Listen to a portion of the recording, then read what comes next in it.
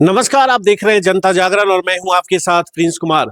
आज अभी मैं बीजेपी मीडिया सेल में मौजूद हूं और यहां पे हमारे साथ प्रीति जी हैं जो बीजेपी का पैनलिस्ट का जिम्मा भी संभाल रहे हैं और आने वाले समय में ये आगे भी पदभार इनकी बढ़ेगी और धीरे धीरे ये पदभार संभालेंगे और उम्मीद की जा रही है कि आगे आने वाला विधानसभा चुनाव में बड़ी जिम्मेदारी ये संभालने की तैयारी कर रहे हैं। प्रीति जी, सबसे पहले बहुत बहुत स्वागत है। बहुत बहुत धन्यवाद प्रिंस जी।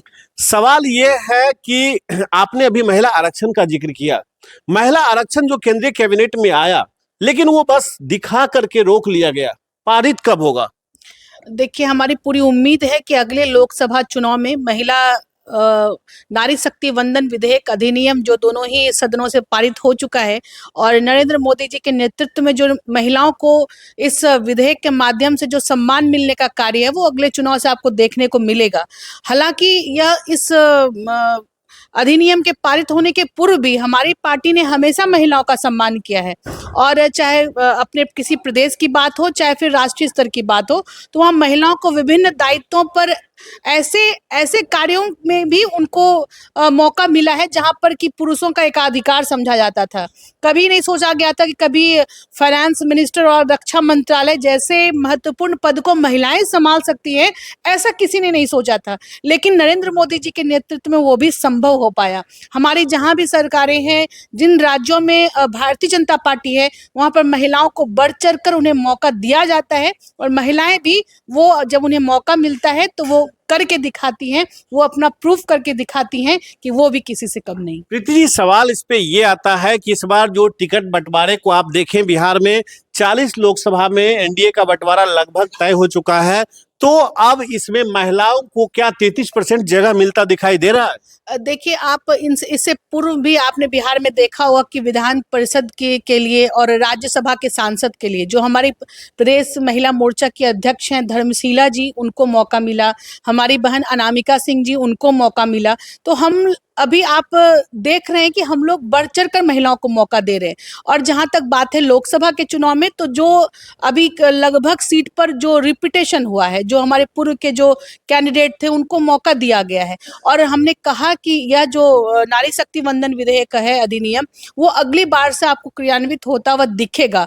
और अब तो हर पार्टी की, भारतीय जनता पार्टी ने तो उसे आगे करके दिखाया और अब तो हर राजनीतिक दलों की मजबूरी हो जाएगी, वैसे दलों की भी मजबूरी हो जाएगी 33% सीटों पर महिलाओं को उतारने की, जो जिन्होंने कभी ना कभी इस विधेयक का विरोध किया था, चाहे वो राष्ट्रीय जनता दल हो, चाहे वो कांग्रेस हो, चाहे कोई और दल हो।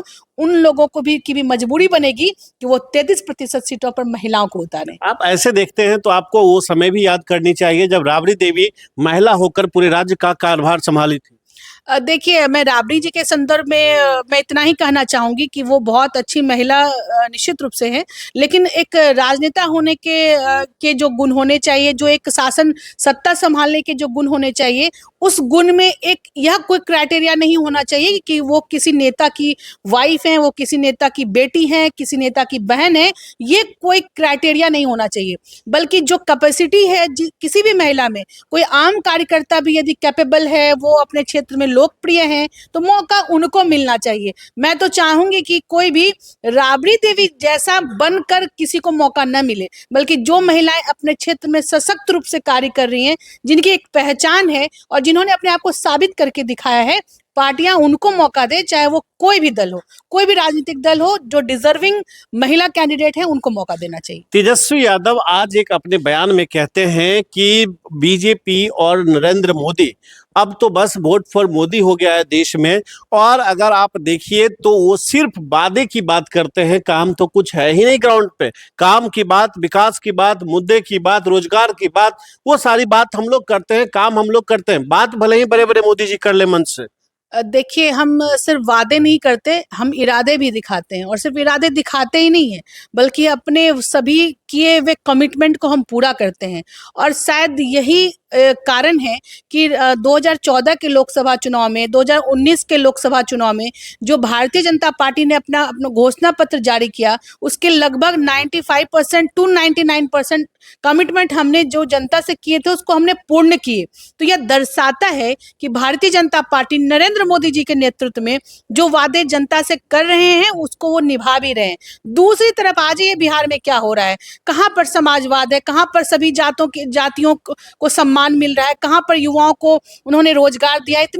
इतने सालों से तेजस्वी जी उनका पूरा खानदान बिहार की सत्ता पर वो काबिज रहे, लेकिन कहाँ यहाँ के लोग अब पलायन करने के लिए मजबूर हो गए। कोई इंडस्ट्रीज उन्होंने नहीं लगाया। उनके शासन काल को जंगल राज से नवाजा गया, इसलिए क्योंकि उन्होंने कोई भी सुशासन की व्यवस्था स्थापित नहीं की। तो अब जबकि उनके पास कोई मुद्दा नहीं है, उनके पास कोई विकास की योजनाएं नहीं है गिनाने को, तब वो विपक्ष पर आरोप लगा रहे हैं। लेकिन मैं यही कहना चाहूंगी कि नरेंद्र मोदी जी है तो देश में कुछ भी मुमकिन है। मुमकिन यह है कि आज कोई भी पड़ोसी राज्य, विदेश के कोई देश हमारे ऊपर आंख उठाकर नहीं देख सकता है, और भारत के रहने वाले सभी नागरिकों के लिए बिना भेदभाव किए समान रूप से अवसर दिए जा रहे हैं। ये नरेंद्र मोदी जी की गारंटी है। एक आखिरी सवाल होगा प्रीति जी आपसे कि नरेंद्र मोदी जी की दावे की बात आप कर रहे हैं, धरातल पे उतारने की बात आप कर रहे हैं, लेकिन विपक्ष फिर पूछता है कि 2 लाख रोजगार मिला क्या हिंदुस्तान को, 15 लाख रुपए प्रति व्यक्ति के खाते में पहुंचा क्या इसका जवाब में आप क्या दे रहे हैं? शायद मैं यही कहना चाहूंगी, शायद उन्हें दिखाई नहीं पड़ रहा है। उनकी नजरों पर पट्टियां बंध गई हैं, क्योंकि उनको पता नहीं है कि अभी पूरे देश में हर सेक्टर में, आप मोबाइल सेक्टर की बात करें, हम लोग पहले हमारे देश में आयात कम, हमारे यहाँ आयात ज्यादा होता था, निर्यात कम होता था, यानी कि हम लोग मैन्युफैक्चरर नहीं थे। लेकिन आज के जब नरेंद्र मोदी जी प्रधानमंत्री बने तो ऑटोमोबाइल सेक्टर में हम लोगों ने रोजगार पैदा किए। अब यहाँ से जो आप देख रहे हैं, हम सभी के हाथों में पहले चाइनीज मोबाइल फोन हुआ करता था, लेकिन अब सब उसके पार्ट पुर्जे यहाँ बनते हैं, उसमें रोजगार क्रिएट हुआ, वो युवाओं को मिला। अब इस स्टार्टअप योजना के माध्यम से मतलब जॉब का मतलब सीकर नहीं, जॉब गिवर बने युवा, इसके लिए हमारे प्रधानमंत्री नरेंद्र मोदी जी ने काम किया। और आज हर किसी के हाथ में, चाहे वो नौकरी हो या उनके स्वरोजगार के माध्यम से उन्होंने जोड़ने का काम किया है। तो सिर्फ सरकारी नौकरी देकर ही रोजगार दिया जा सकता है, यह उनकी रूढ़िवादी सोच हो सकती है।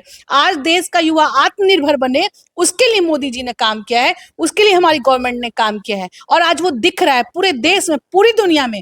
आज सबसे ज्यादा अगर बेस्ट ह्यूमन रिसोर्स कहीं का है तो वो भारतवर्ष का है, और उसको स्किल्ड बनाने का काम नरेंद्र मोदी जी ने किया है। तो विपक्षी को मैंने कहा ना कि उन्हें शायद पट्टी बनी हुई उनके आंखों पर, उन्हें कुछ दिखाई नहीं पड़ता, लेकिन जनता को दिखाई पड़ रहा है, वो जवाब देगी। चलिए, बहुत बहुत शुक्रिया प्रीति जी। तो आप सुन रहे थे बीजेपी के पैनलिस्ट प्रीति जी हमारे साथ थे, जो साफ साफ हर सवालों के जवाब अपने शब्दों में देते हुए नजर आए। लेकिन इनके जवाब से आप क्या सोचते हैं, आपके मन में क्या चल रहा है, अपनी प्रतिक्रिया कमेंट कर देना ना भूलें, क्योंकि आपका एक एक कमेंट हमारी ताकत बनती है। और हो सकता है कुछ सवाल हम शायद छूट गया होगा हमसे, वो सवाल भी आप मेंशन कीजिएगा, ताकि अगले एपिसोड में हम उस सवाल का जवाब आपको दिलवा सकें। तो फिलहाल अभी के लिए इतना ही। बने रहे जनता जागरण के साथ। मैं हूं आपके साथ प्रिंस कुमार। नमस्कार।